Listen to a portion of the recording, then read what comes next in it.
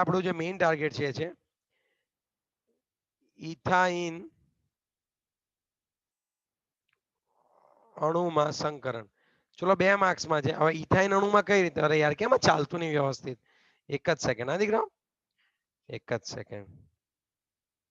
હા, હવે આપણે જોઈએ તો દીકરાઓ ઇથાઇન અણુનું આપણે જોઈએ તો ઇથાઇન અણુમાં સંકરણ આપણે શું જોવાનું છે દીકરાઓ?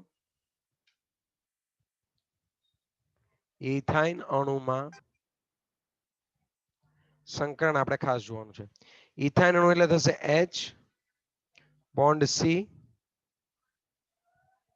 Triple bond C bond H. આ તમારું શું થઈ જશે મને કહો તો? આ તમારું શું થઈ જશે મને કહો તો? ઇથાઇન અણુ થઈ જશે. હા કે ના?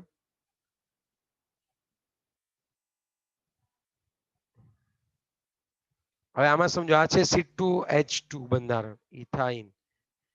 ઓકે, હવે તમે સમજો કે આ કાર્બન છે. હલો, સાંભળો છો ને બધા વ્યવસ્થિત? હા ધ્યાન આપજો વ્યવસ્થિત, એકદમ મસ્ત ધ્યાન આપવાનું છે. આમાં જબરદસ્ત ટોપિક છે, તરત સમજ પડી જાય એવો ટોપિક છે.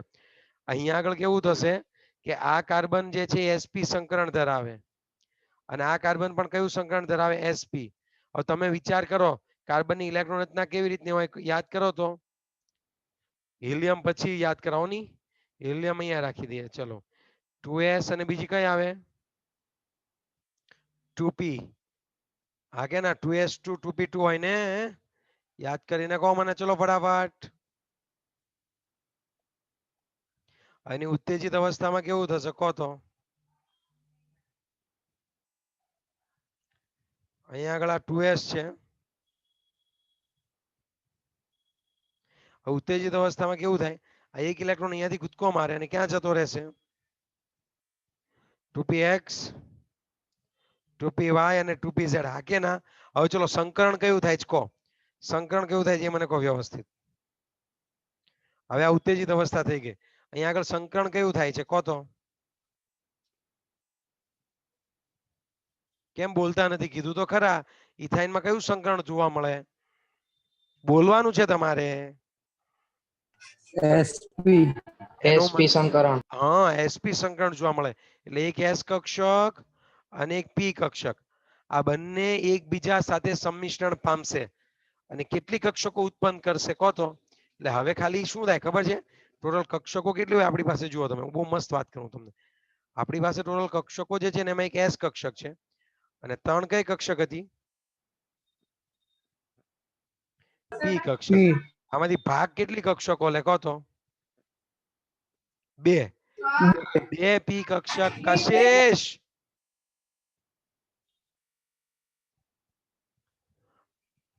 હું રિમૂવ કરી દઈશ તને, લાસ્ટ વોર્નિંગ છે. અહીંયા આગળ આ sp સંકરણ મળે છે અને 2 p કક્ષક એમ નામ હોય. હવે સમજો સંકરણ બાદ અહીંયા આગળ ઉત્પન્ન થતી કક્ષકો સમજજો. 2 કક્ષકો ઉત્પન્ન થાય. 2 કક્ષકો કેમ ગોઠવાય ખબર તમને? આ કાર્બનનો પરમાણુ સમજો તો આ બંને sp કક્ષક છે. લો, આ કાર્બનનો પરમાણુ અને આ બંને sp. બંને sp થઈ ગઈ. ઓકે, હવે તમે સમજો કે આવા 2 p કક્ષકનું તમારે શું કરવાનું કહો? ચલો લો, તો આ રેખીય રીતે ગોઠવાય. જો આમ સીધી રેખામાં ગોઠવાય ને, જો આમ સીધી રેખામાં ગોઠવાય ને તો પેલી 2 છે ને એ એકબીજાને લંબ ગોઠવાશે. એક આ રીતે ગોઠવાશે અને એક આ રીતે ગોઠવાશે. આમ પડશે સમજ તમને હવે અત્યારે? આમ પડી સમજ? તો હું છે ને અત્યારે એકદમ એરા સ્વરૂપે દેખાડું છું. આ ત્રિપરિમાણિક એટલે એક પણ લંબ એમ. આ ઓકે, 2 કક્ષકો એકબીજાથી મહત્તમ દૂર કેમ ગોઠવાય? તો કીધું એકદમ રેખીય ગોઠવાય. પછી આપણો ટોપિક છે કઈ છે? બીજી 2 છે.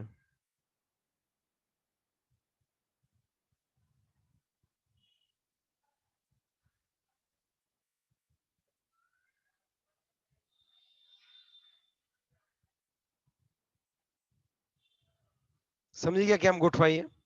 આમ આ રીતે આ 2 ગોઠવાઈ જશે. જો મારે એને ડ્રો કરવી જ હોય તો હું આમ ડ્રો કરી દઉં. આ 2 કઈ કક્ષક છે કહો તો?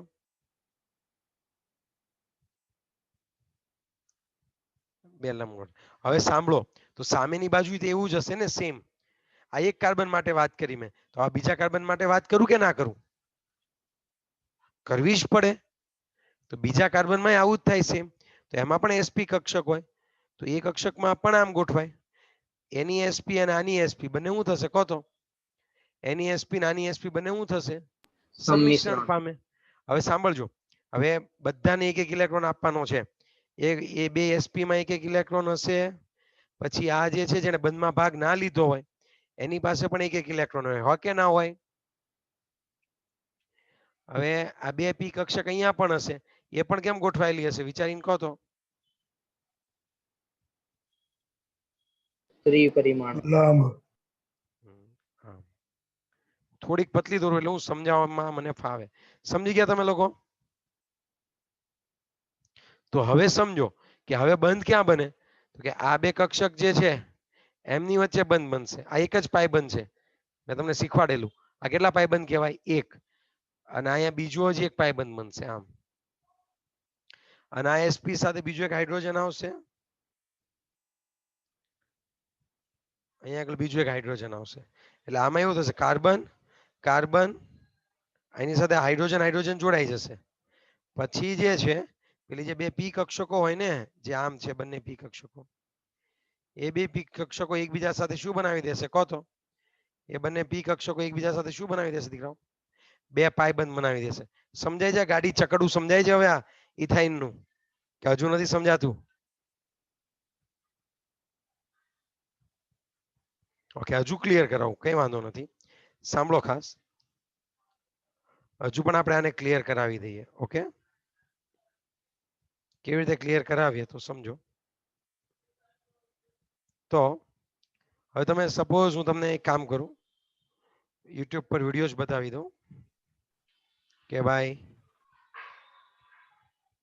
Hybridisation in ethyne videos.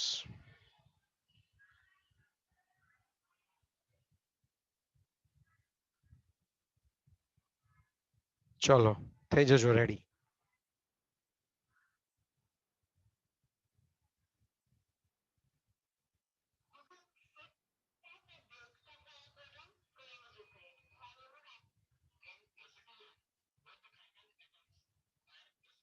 જો આ બંને જો sp માં કેવું થાય, આ ઉત્તેજિત અવસ્થામાં છે. ઓકે, 2s1 2p3, એક s અને એક p કક્ષક બે ભેગી થશે. જો બતાવ્યું હતું ને મેં તમને, sp માં એક એક અને px અને pyz માં એક એક. હા કે ના? હવે સાંભળો આમાં કેવું થશે એક્ઝેક્ટલી. તો કે sp હાઇબ્રિડાઇઝેશનમાં બે ભાગ લે સંકરણમાં, બે ભાગ લીધા વગરની બાકી રહી જશે. ઓકે, તો હવે કેવી રીતે ગોઠવાશે એની પણ આપણે વાત કરી દઈએ. ખાસ સમજો તો દીકરાઓ. હવે દેખાય છે ને દીકરાઓ તમને વ્યવસ્થિત કમ્પ્લીટ? હા. ઓકે, તો આ ખબર પડી આ બંધારણ ઉત્તેજિત અવસ્થામાં કાર્બન હોય, એક sp વચ્ચે સંકરણ થયું, બે sp કક્ષક ઉત્પન્ન થાય અને બે p કક્ષક સંકરણમાં ભાગ લીધા વિના બાકી રહેશે. ઓકે, હવે સમજો ઇથાઇન C2H2 આ રીતે બને દીકરાઓ. કેવો અણુ છે જુઓ, આ કાર્બનની કઈ સંકર કક્ષક છે વિચારીને કહો તો મને. તમે વિચારીને કહો તો આ કઈ સંકર કક્ષક છે? ઓકે, એક મિસ્ટેક થઈ ગઈ. એક સેકન્ડ હા, શરૂ રાખજો.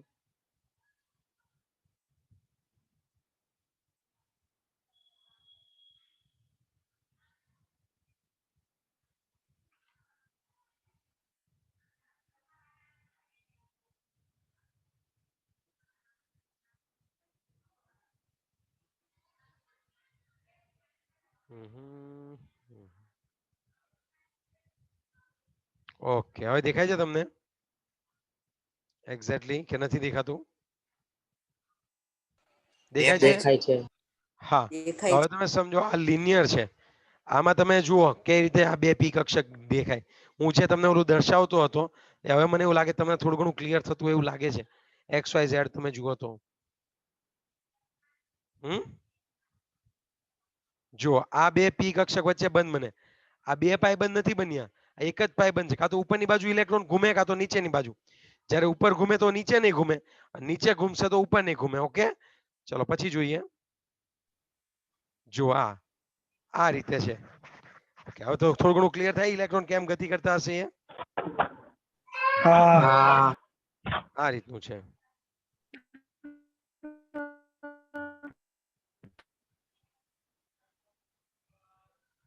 ચલો મ્યુટ રહેજો દીકરા બધા. હવે આની વચ્ચેનો ખૂણો કેટલાનો હોય? રેખીય હોય, રેખીય તો ખૂણો કેટલાનો હોય? જો બે એકદમ રેખીય ગોઠવે 180. થઈ ગયું ક્લિયર તમને? Yes or no? યસ તો આ વાત હતી જે હું તમને ક્યાંનો સમજાવવા માંગતો હતો. ઓકે, જોઈ લો. તો આપણે એ જ સમજાવવા માંગતા હતા. મેં વળી આ રીતે સમજાવવાની ટ્રાય કરી. ઓકે, પણ આ બંધારણ તમે લખી નાખ્યું સાઈડમાં? લખતા રહો છો આવું બંધારણ બધું? ઓકે, તો આમાં કેટલા સિગ્મા બંધ? ચલો ઇથાઇનમાં કેટલા સિગ્મા બંધ છે અને કેટલા પાઈ બંધ છે મને કહો તો? કેટલા સિગ્મા બંધ છે અને કેટલા પાઈ બંધ છે કહો? 2 પાય અને 1 સિગ્મા. પાક્કો? હા સારું, ચલો હવે આપણે નેક્સ્ટ પોઈન્ટની વાત કરવાની છે કે હવે એવા સંકરણ ધ્યાનમાં લેવાના છે કે જેમાં અત્યાર સુધી આપણે કઈ કક્ષકો ધ્યાનમાં લીધી કહો તો? અત્યાર સુધી આપણે કઈ કઈ કક્ષકો ધ્યાનમાં લીધી? SP હવે આપણે એવી કક્ષકો ધ્યાનમાં લેશું કે જેની અંદર કોણ આવતું હોય? ડી પણ આવતું હોય. હવે આપણે એવી કક્ષકો ધ્યાનમાં લેવાની છે કે જેની અંદર કોણ આવતું હશે મને કહો તો? ડી ડી પણ કક્ષક. આવતું હોય. ઓકે, હા, ઓકે. તો હવે ડી કક્ષકો સાથેનું સંમિશ્રણ.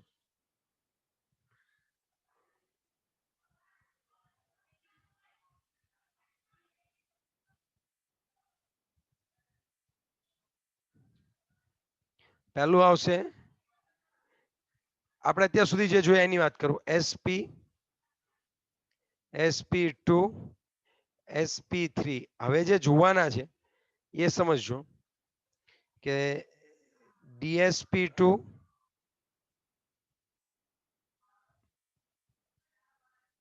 પછી જો dsp2 પછી sp2 sp3 પછી sp3d2 sp3d sp3d2 અને છેલ્લે d2 sp3. ફરી કહો સમજ ના પડી. ચલો ફરીથી ડી વાળા કેટલા કેટલા છે હું તમને કીધું. ડી એસ p2 પછી બીજું કયું છે? sp3d પછી કયું છે?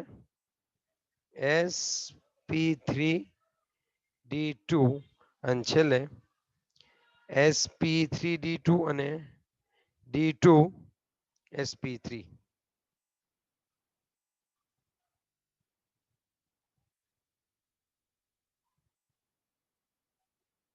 ચલો clear? Yes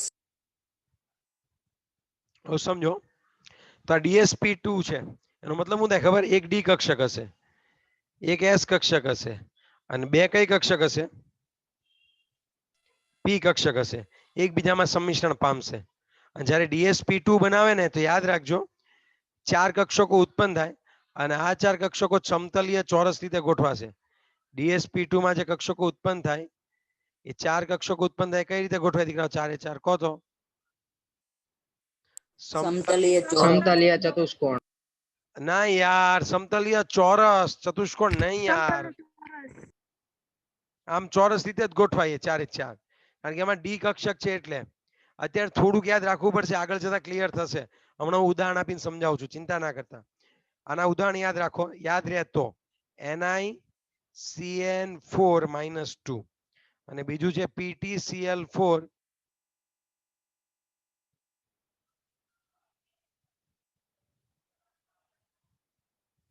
PtCl4 -2. Okay, DsP2 NiCN4 -2 PtCl4 -2.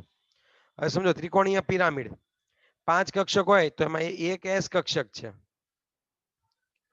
3 P કક્ષક છે અને એક D કક્ષક છે. કેટલી કક્ષક થઈ ટોટલ ગણો તો 5. હા કે ના? 5 કક્ષક કેમ ગોઠવાય તમને એને મને ખ્યાલ છે, યાદ કરીને કહો તો. ત્રિકોણીય પિરામિડ. ત્રિકોણીય દ્વિપિરામિડ. હા, ત્રિકોણીય દ્વિપિરામિડ રીતે ગોઠવાશે. ઉદાહરણમાં લખજો આના આપણે જોવાનું છે PCl5 અને PF5.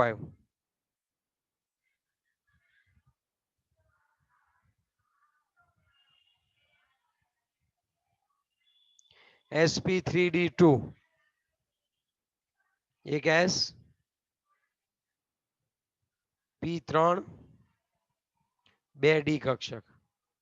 અને આમાં જ્યારે 6 ગોઠવાય ને, હવે જો 6 થઈ ને 3 1 4 5 6, ચલો 6 કક્ષકો કેમ ગોઠવાય મને કહો. 6 કક્ષકો કેમ ગોઠવાય? અષ્ટફલકીય રીતે. પડી ગઈ સમજ તમને? આ 6 કક્ષકો આ રીતે ગોઠવાય. ઓકે, પણ આમાં કેવું હોય, ધારો કે BrF5 લખું, યાદ કરો BrF5 આનો આકાર થાય ચોરસ પિરામિડ. અહીંયા જો અબંધકારક ઇલેક્ટ્રોન યુગ્મ આવી જાય એમાં અષ્ટફલકીય જ કહેવાય. પણ જો BrF5 લખું તો અમારે શું લખવું પડે? ચોરસ પિરામિડ.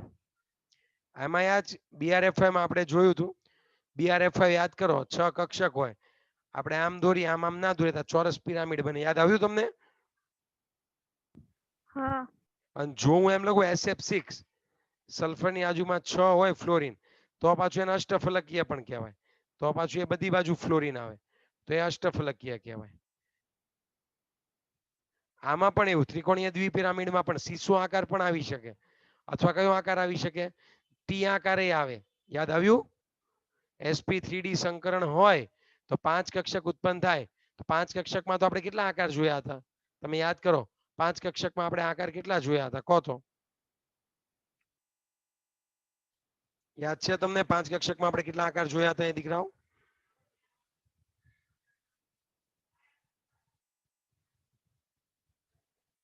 પાંચ કક્ષકમાં આપણે આકારની વાત કરીએ તો જુઓ, આ જો આ 5 કક્ષક દેખાય છે 1 2 3 4 5 કે નથી દેખાતી?